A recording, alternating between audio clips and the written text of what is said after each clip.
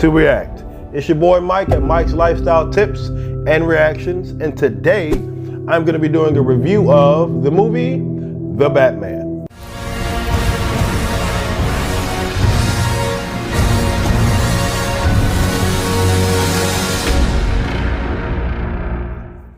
So, The Batman is a movie starring Robert Pattinson as the Batman and Bruce Wayne, and he is fighting corruption and criminality within the city of Gotham. And he's trying to take it down one fist at a time. So, my thoughts on Robert Pattinson as the Batman, honestly, I thought he was excellent. What I thought was excellent about him is every time I see him in the cowl, every time he has the mask on, I'm just like, dude, that's Batman. Every time I see him, it's just like, just this look that he carries with him is just like, it's this overwhelming, overwrought feeling of unquenched emotion, of frustration and anger that he utilizes and brutally takes out on the criminals in Gotham. And every time I saw him on screen, I uncontrollably smiled because I'm just like, dude, he is freaking killing it as Batman, dude. And he doesn't say much as Batman. He doesn't say much. He's often quiet and brooding and often like the Batman within the comics. He doesn't often say much. So yeah, so I thought he did an excellent job as Batman. Here's the thing with this. All right, so I don't want to give any spoilers.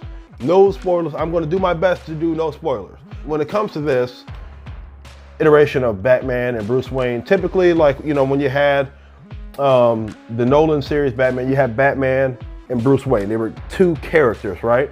And even with Batfleck, they were two characters, and you could distinguishably tell the difference. With this one, even as Bruce Wayne, he's Batman.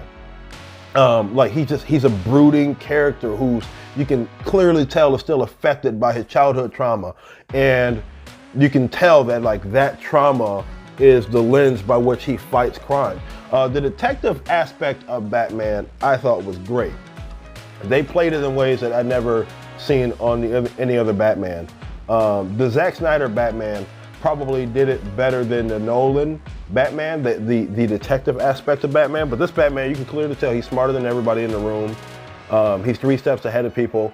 You know, he knows what he's doing. You can tell, you know, he's analytical. But his fighting, he's visceral, he's brutal. He does not hold back on criminals in Gotham.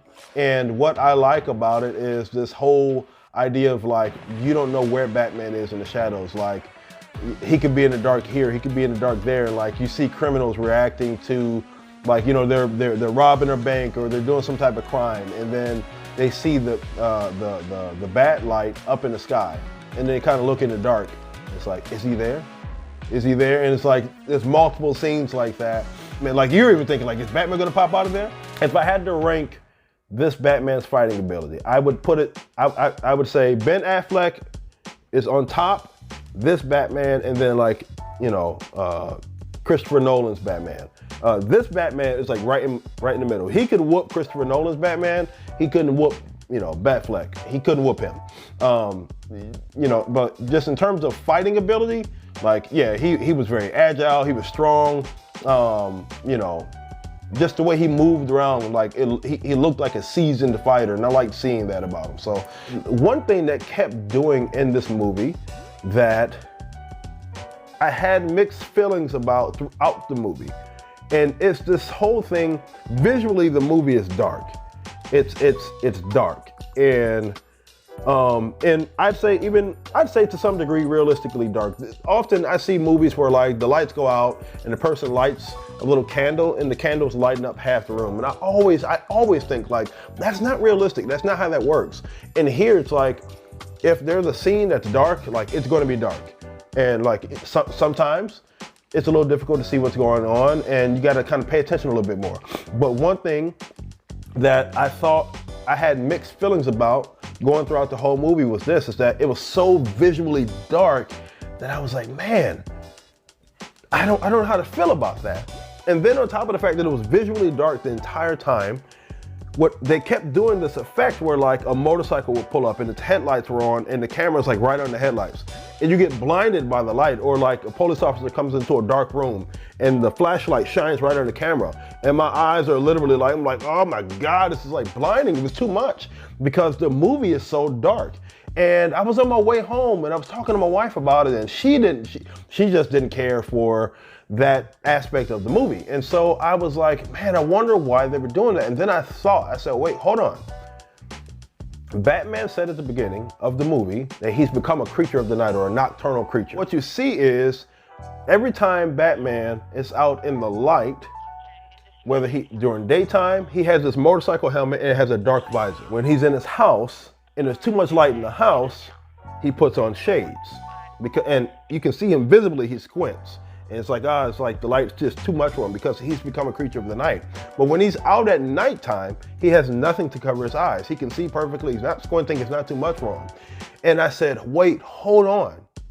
They're trying to make you see the movie, or make you see Gotham through the eyes of Batman. Because in the same way, how the light is too much for you, you're in the dark so much that whenever the light comes, it's piercing and it's just like it's overbearing. Well, you see it has that same effect with Batman.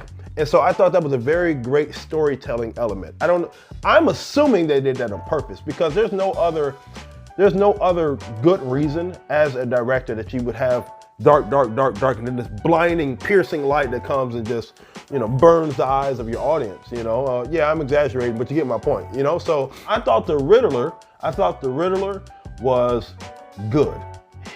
So it seems to me that they drew their inspiration for the Riddler in this movie from the Riddler in Hush.